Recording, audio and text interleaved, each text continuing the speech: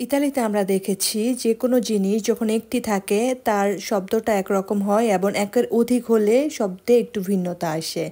সেরকম করে শরীরের বিভিন্ন অঙ্গ প্রত্যঙ্গ যখন একটি থাকে তার একটি শব্দ হয় এবং যখন একের অধিক থাকে তারও একটি ভিন্ন শব্দ হয়। যেমন দেন্তে, দেন্তে অর্থ দাঁত। যখন একটি দাঁত থাকবে তখন বলা হবে দেন্তে। যখন একের অধিক দাঁত বলা হবে তখন বলা হবে দেন্তি। অক্কিয়, অক্কিয় অর্থ চোখ, মানে একটি চোখ।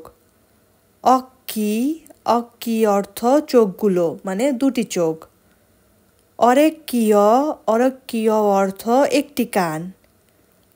অরেক্কিয়ে, অরেক্কিয়ে অর্থ কানগুলো, মানে দুটি কান যখন একসাথে বলা হবে তখন বলা হবে অরেক্কিয়ে।